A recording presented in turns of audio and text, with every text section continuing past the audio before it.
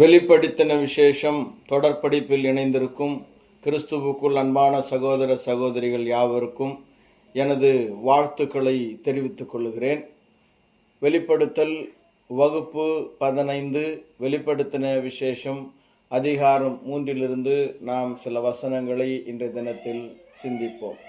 இயேசு கிறிஸ்துவின் வெளிப்பாடு. வாசிப்பவர்களும் கேட்கிறவர்களும் பாக்கியவான்கள். வெளிப்படுத்தின விசேஷம் 1:3.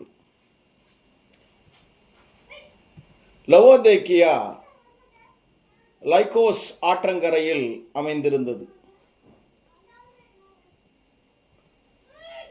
வெளிப்படுத்தல் 3:14.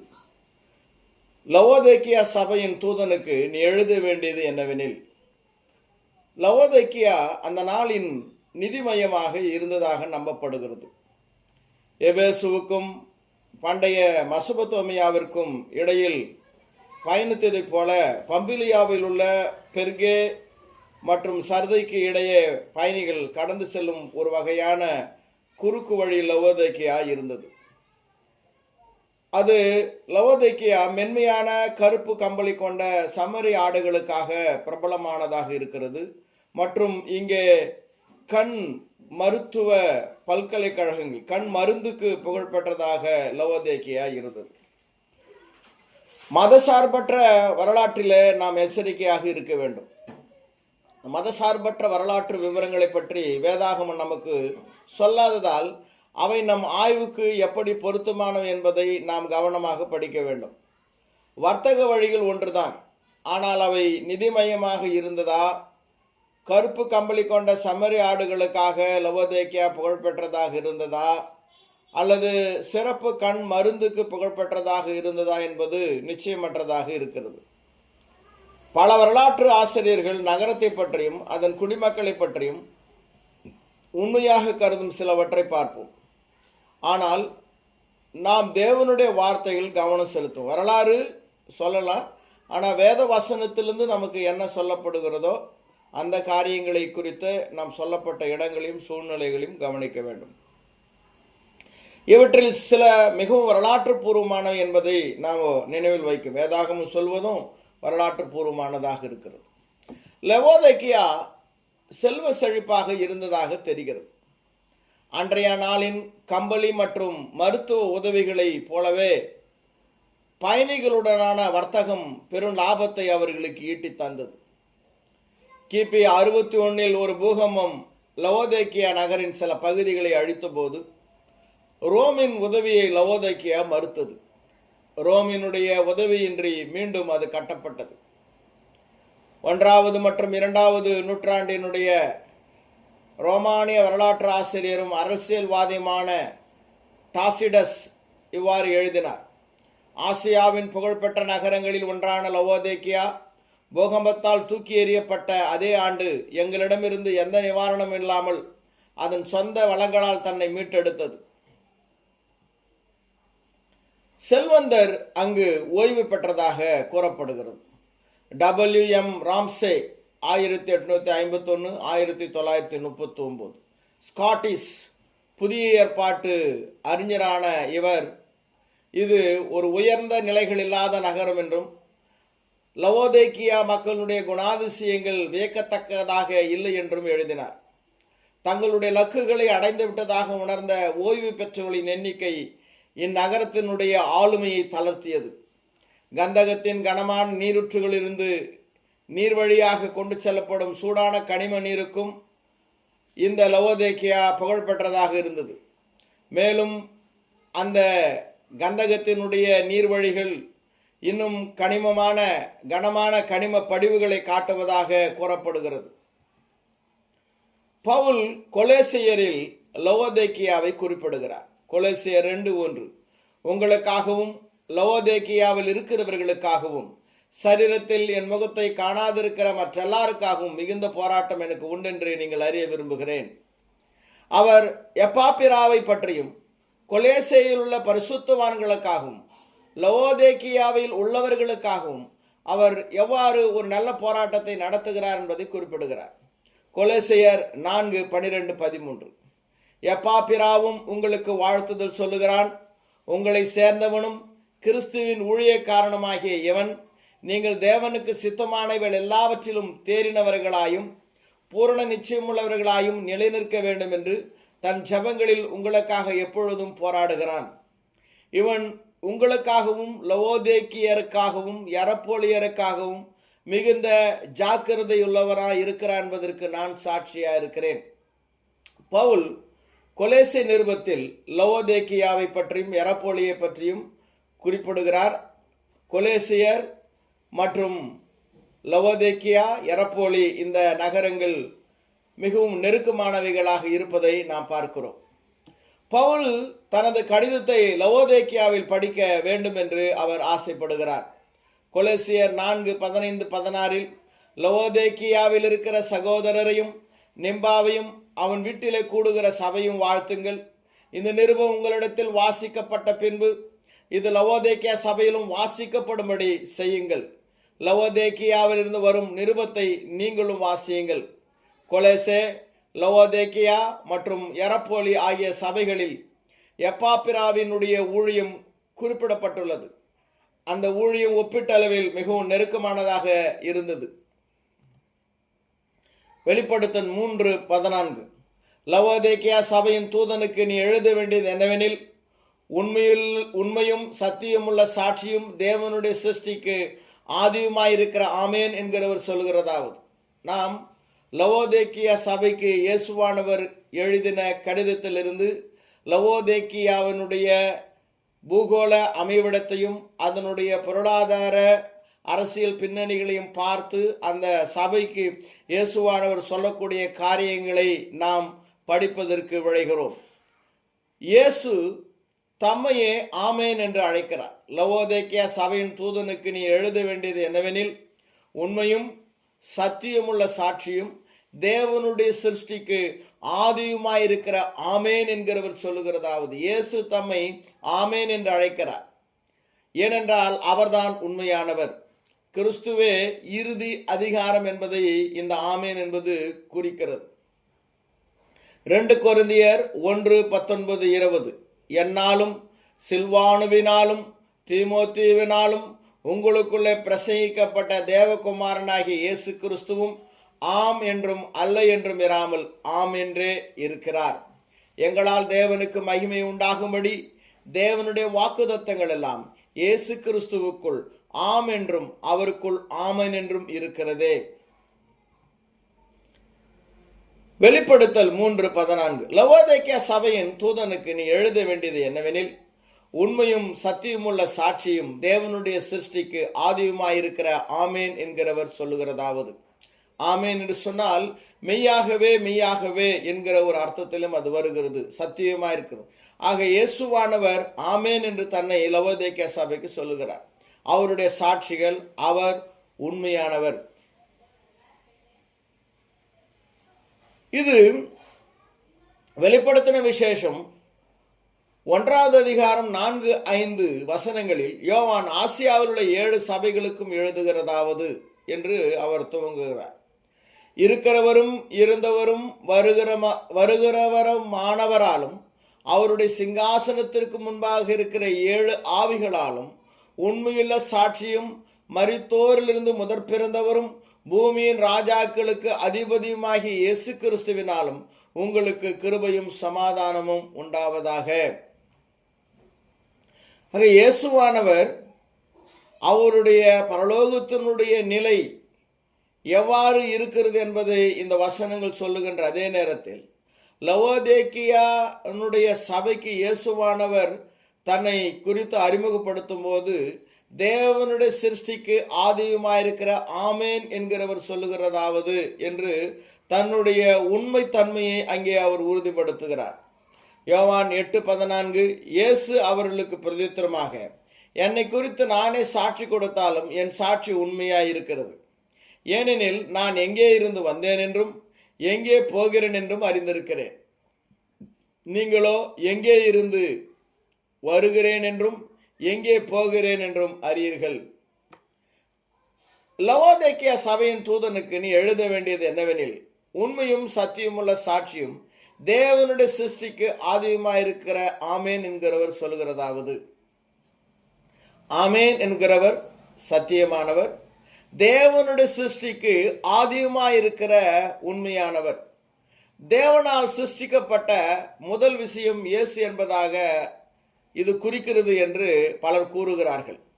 ஆனால் பல்வேறு வேத வசன பகுதிகள் இவர்கள் சொல்லுகின்றதான இந்த விஷயத்திற்கு, இந்த புரிதலுக்கு முரணாக உள்ளது. யோவான் 1:1-3 ஆதியிலே வார்த்தை இருந்து, அந்த வார்த்தை தேவனிடத்திலிருந்து, அந்த வார்த்தை தேவனாயிருந்து, அவர் ஆதியிலே தேவனோடு இருந்தார், சகலமும் அவர் மூலமாய் உண்டாயிற்று, உண்டானதொன்றும் அவராலே அல்லாமல் உண்டாகவில்லை, அவருக்குள் ஜீவன் இருந்தது, அந்த ஜீவன் மனுஷருக்கு ஒளியாயிருந்தது. ஆக தேவனால் சிருஷ்டிக்கப்பட்ட முதல் விஷயம் இயேசு என்பதாக சில பேர் கூறுவது தவறு என்பதை இந்த வேத வசனங்கள் சொல்லுகிறது. ஏனென்றால் தேவனுடைய சிருஷ்டிப்பினுடைய துவக்கமாக இயேசுவானவர் இருக்கிறார். தேவனுடைய சிருஷ்டிக்கு ஆதியுமாய் இருக்கிற ஆமேன் என்பவர் என்ற சொற்றொடரின் அர்த்தம் என்ன? இயேசு எப்படி தேவனுடைய சிருஷ்டிக்கு ஆதியுமாய் இருக்கிறார்? இந்த விளக்கத்தின் பொருள் என்ன?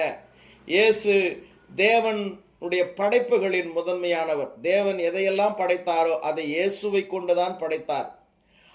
அதிலே அந்த படைப்புகளுக்கெல்லாம் அவர்தான் முதன்மையானவர், உயர்ந்தவர் என்கின்ற பொருள்படும்.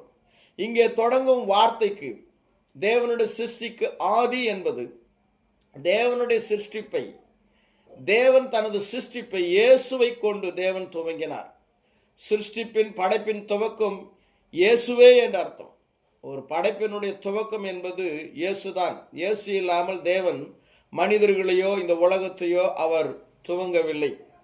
ஆக இயேசுவே படைப்பினுடைய துவக்கமாக இருக்கிறார். அதான் தேவனுடைய சிருஷ்டிக்கு ஆதியுமாய் இருக்கிறவர். அவரே அனைத்து படைப்புகளுக்கும் ஆதாரமாக இருக்கிறவர். லவோதேக்கியாவிலுள்ள பரிசுத்தவான்களிடம் பேசுகிறவருக்கு எல்லா அதிகாரம் இருக்கிறது.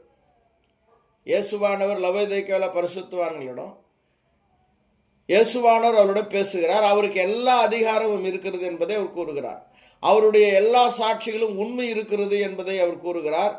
மேலும் அந்த சிருஷ்டிகளை இயேசுவே சிருஷ்டித்தார் என்பதையும் இயேசுவானவர் இங்கே குறிப்பிடுகிறார்.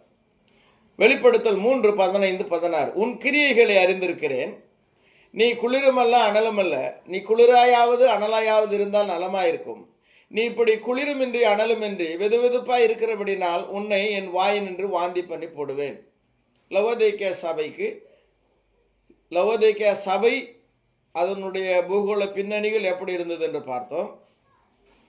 லவோதேக்கியா சபைக்கு இயேசுவானவர் தன்னை அறிமுகப்படுத்தும் போது தன்னை ஆமேன் என்றும் தேவனுடைய சிருஷ்டிக்கு ஆதியுமாய் இருக்கிறார் என்றும் அவருடைய உண்மைத்தன்மையை பற்றி அவர் கூறினதை நம்ம பார்த்தோம். இப்போ இயேசுவானவர் லவோதேக்கியா சபைக்கான சில எச்சரிப்புகளை அவர் கூறுகிறார். உன் கிரியைகளை அறிந்திருக்கிறேன், நீ குளிருமல்ல அனலுமல்ல, நீ குளிரையாவது அனலாயாவது இருந்தால் நலமாயிருக்கும், நீ இப்படி குளிருமின்றி அனலுமின்றி வெதுவெதுப்பாய் இருக்கிறபடினால் உன்னை என் வாயினின்று வாந்தி பண்ணி போடுவேன் என்று இயேசுவானவர் கூறுகிறார். குளிர் என்பது தேவனுக்காக முழு ஆர்வத்தையும் இழந்த ஒருவரை பிரதிநிதிப்படுத்துவதாக தெரிகிறது. குளிர் அப்படின்னா தேவனுக்காக எல்லா ஆர்வத்தையும் இழந்திருக்கிற ஒருவர். அதே சமயம் அனல் என்பது தேவனுக்கான வைராகியம் கொண்டவரை குறிக்கிறது. ஆனால் லவோதேக்கியா சபையார் இரண்டு நிலையிலும் அவர்கள் இல்லை. அதனால் இயேசுவானவர் உன்னை என் வாயினின்று துப்பி விடுவேன். ஒருவருடைய வாயில பயங்கரமான ஒன்று, உடலுக்கு ஆகாத ஒன்று அவருடைய வாயுக்குள்ளாக இருக்கும்போது எவ்வளவு விரைவாக வேகமாக வெறுப்பாக அதை அவர் வெளியேற்றுவாரோ அப்படி போல இயேசு கிறிஸ்து இதை சொல்லுகிறார். ஒருவரின் வாயில் பயங்கரமான ஒன்று இருக்கும்போது அவர் எவ்வாறு அதை வாந்தி பண்ணி போடுவாரோ அப்படி போல இயேசுவானவர் லவோதேக்கியா சபையை என்னுடைய வாயினின்று நான் வாந்தி பண்ணி போடுவேன் என்று அவர் கூறுகிறார்.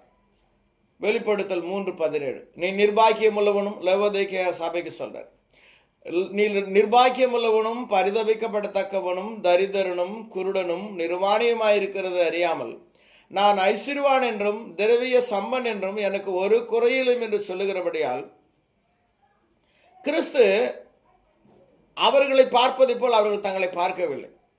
இயேசு அவர்களை பார்த்த விதம் வேறாக இருந்தது. ஆனால் லவோதேக்கியா சபை தங்களை பார்த்து கொண்ட விதம் வேறு விதமாக இருந்தது.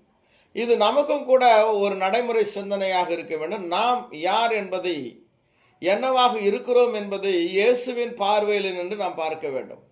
லவோதிக்கேயில் உள்ள பரிசுத்தவான்கள் தங்கள் செல்வத்தை நம்பி இருந்தார்கள், பணக்காரர்களாக இருந்தார்கள். தேவனுடைய தேவையை, ஆதரவை அவர்கள் புரிந்து கொள்ளவில்லை. ஆனாலும் ஆராதனை செயல்களிலே அவர்கள் ஈடுபட்டு வந்தனர். லவோதிக்கேய சபையார் செல்வ செழிப்பு மிக்கவர்களாக இருந்தார்கள். ஆனால் தேவனுடைய காரியங்களில அவர்கள் ஏழைகளாக இருந்தனர். நீ நிர்பாக்கியம் உள்ளவனும், இயேசுவானவர்களை பார்க்கும்போது, நீ நிர்பாக்கியம் உள்ளவனும், பரிதவிக்கப்படத்தக்கவனும், தரித்திரனும், குருடனும், நிர்வாணியுமாய் இருக்கிறது அறியாமல். இயேசுவானவருடைய பார்வையில் அவர்கள் நிர்பாக்கியம் உள்ளவர்கள், பரிதவிக்கப்படத்தக்கவர்கள், தரித்திரர், குருடர், நிர்வாணிகளாயிருக்கிறார்கள்.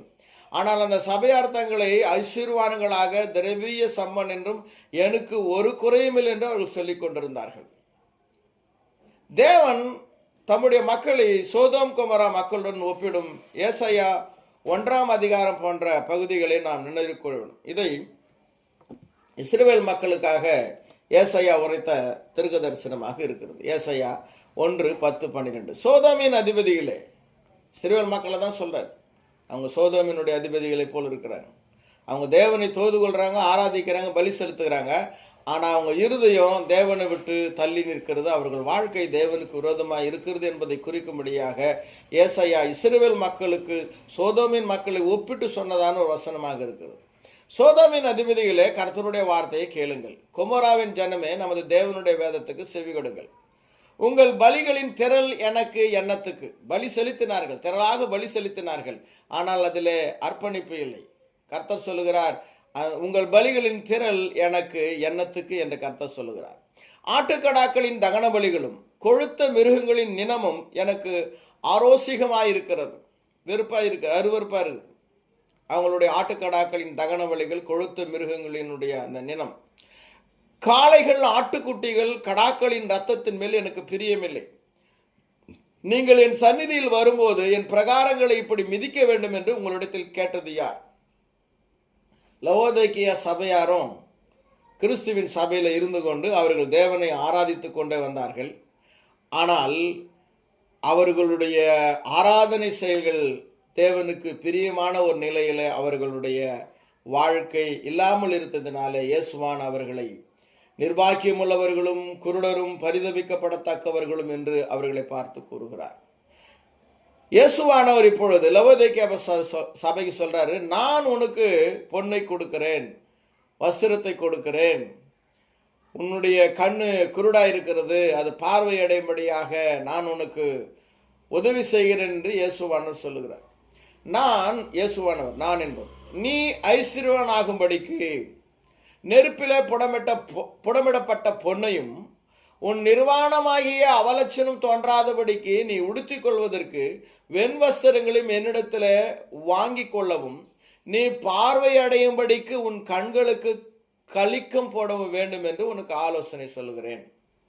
லவோதிக்கேய சபையார் ஒரு வகையான தங்கத்தை வைத்துக் கொண்டு அவர்கள் பணக்காரர்களாக இருந்தனர். ஆனால் அது உண்மையிலே மதிப்பு மிக்க தங்கம் அல்ல. மதிப்புமிக்க தங்கம் என்பது பரலோகமாகும். மத்தேயு 6:19-20. பூமியில உங்களுக்கு பொக்கிஷங்களை சேர்த்து வைக்க வேண்டாம், இங்கே பூச்சும் துருவும் அவைகளை கெடுக்கும், இங்கே திருடரும் கண்ணமிட்டு திருடுவார்கள். பரலோகத்திலே உங்கள் பொக்கிஷங்களை சேர்த்து வையுங்கள், அங்கே பூச்சாவது துருவாவது கெடுக்கிறதும் இல்லை, அங்கே திருடர் கண்ணமிட்டு திருடுகிறதும் இல்லை. லவோதிக்கேய சபையார் பூமியில பொக்கிஷங்களை கொண்டிருந்தார்கள், ஆனால் பரலோகம் அவர்களுக்கு பொக்கிஷமாக இருக்கவில்லை. ஆகையினாலே இயேசுவானவர் அவர்களுக்கு தரப்போகிறதான பொக்கிஷத்தை அவர்கள் வாங்கிக் கொள்ள வேண்டும் என்று அவர்களுக்கு ஆலோசனை கூறுகிறார். இயேசுவானவர் அவர்களுடைய இருதயங்களை விரும்புவதாக கூறுகிறார். இருதயமற்ற, மனமற்ற ஒரு விசுவாசத்திலும் ஆராதனை செயல்களிலும் வழிபாட்டு காரியங்களிலும் அவர்கள் ஈடுபட்டு வந்தார்கள். இயேசுவானவர் அந்த இருதயமற்ற செயல்களோடு அவருடைய இருதயத்தோடு அந்த செயல்களை செய்ய வேண்டும் என்று அவர்களிடம் அவர் ஆலோசனை கூறுகிறார். லவோதிக்கேய சபையார் சேமித்து வைத்திருக்கும் பொக்கிஷம் நித்திய மதிப்புடையதாக இருக்கும்படி அவர்களுடைய அன்பையும் ஊழியத்தையும் இயேசுவானவர் விரும்புகிறார். அவங்க பூமியில செல்வந்தர்கள் தான், நிறைய சொத்து வச்சுருக்கிறாங்க. ஆனால் அதுக்கு நித்தியமான மதிப்பு இருக்கணும்னு சொன்னால் தற்போது அவர்கள் இயேசுவண்டை வர வேண்டும், அவர்கள் இயேசுவினிடத்தில் அன்பு கூற வேண்டும், இயேசுவுக்கு உண்மையாக அவர்கள் ஊழியம் செய்ய வேண்டும். அப்பொழுது அவருடைய ஆஸ்தி ஐஸ்வர்யம் நித்திய மதிப்பு மிக்கதாக இருக்கும். ஆக இயேசுவினிடத்தில் அன்பு கூறாத, அவருக்கு ஊழியம் செய்யாத ஒருவர் சேமித்து வைத்திருக்கிறதான பொக்கிஷம் நித்திய மதிப்பு உடையதாக அது இருக்காது. லவோதிக்கேய சபையார் தேவனை சேவிக்கவும், அவரை அறியவும், அவரை நேசிக்கவும், மற்றவர்களை சுவிசேஷத்தால் அழைக்கவும் வேண்டும் என்று இயேசுவானவர் கூறுகிறார். இயேசுவிடமிருந்து வெண்ணிற ஆடைகளை வாங்க அவர்களுக்கு மன்னிப்பு தேவை. வெண்ணிற ஆடை என்பது அவர்களுக்கு பாவ மன்னிப்பு இயேசுவானவர் கொடுக்கிறார். அந்த மன்னிப்பை அவர்கள் வாங்கிக் கொள்ள வேண்டும். ஏனென்றால் இயேசுவானவர் அவர்களுக்கு எழுதும்போது ஆவிக்குரிய நிலையில் வெட்கமின்றி நிர்வாணமாக நிற்கிறார்கள். ஆவிக்குரிய நிலையில அவர்கள் நிர்வாணிகளாக இருக்கிறார்கள். நான் இயேசுவானவர் மறுபடியும் நான் நீ ஐஸ்வர்யனாகும்படிக்கு நெருப்பிலே புடமிடப்பட்ட பொன்னையும் உன் நிர்வாணமாகிய அவலட்சணம் தோன்றாதபடிக்கு நீ உடுத்திக் கொள்வதற்கு வெண்வஸ்திரங்களையும் என்னிடத்திலே வாங்கிக் கொள்ளவும், நீ பார்வை அடையும்படிக்கு உன் கண்களுக்கு கலிக்கும் போட வேண்டும் என்று உனக்கு ஆலோசனை சொல்லுகிறேன். லவோதிக்கேய சபையார் ஏழைகள், குருடர்கள், நிர்வாணமானவர்கள் என்று இயேசுவானவர் கூறினார். அதனால அவர்கள் கண்களுக்கு அபிஷேகம் தேவை, கண்கள் ஒளியூட்டப்படும். அவர்கள் கிறிஸ்து பார்ப்பது போல் அவர்களிடம் திரும்ப முடியும். இயேசு கிறிஸ்து அவங்கள நிர்வாணிகளாகவும் குருடர்களாகவும் ஏழைகளாகவும் பார்த்தார். அந்த நிலையில் அவங்க பார்த்து அவங்க பாவம் செய்ததினாலே மன்னிப்பு தேவைப்படுகின்ற ஏழைகளாக இருக்கிறார்கள். அதை இயேசுவிடம் அவர்கள் பெற வேண்டும்.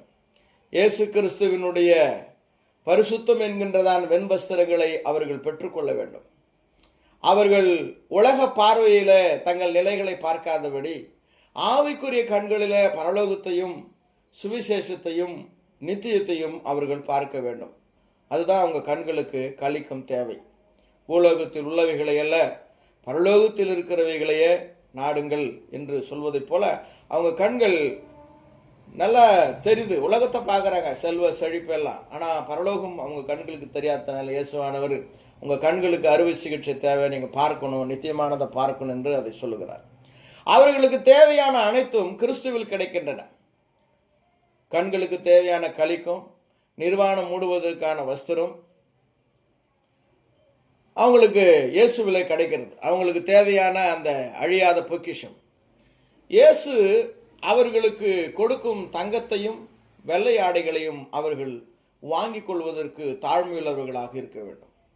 இந்த லவோதிக்கேய சபையாரிடம் இயேசுவானவர் ரொம்ப கடுமையாகவே நடந்து கொள்கிறார். வெளிப்படுத்தல் 3:19-20.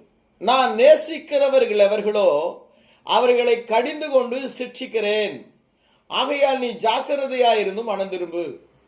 இதோ வாசற்படியிலே நின்று தட்டுகிறேன். ஒருவன் என் சத்தத்தை கேட்டு கதவை திறந்தால் அவனிடத்தில் நான் பிரவேசித்து அவனோட போஜனம் பண்ணுவேன், அவனும் என்னோட போஜனம் பண்ணுவான். இயேசு அவர்களை நேசிக்கிறார். இங்கு அவர்களுக்கு ஒரு சிறந்த வாழ்க்கையை இயேசு தேடுகிறார். அது நிச்சயமானதாகவும் நாம் அடிக்கடி தியானிக்க வேண்டிய ஒரு சத்தியமாகவும் அது இருக்கிறது. இயேசுவானவர் அவர்களுக்கு கொடுக்க விரும்புகிறதான வாழ்க்கை. இயேசுவின் மீது அவர்களுக்கு வைராகியம் இருந்தால் அவர்கள் மனம் திரும்பி அவரை உள்ளே வர அனுமதிப்பார்கள்.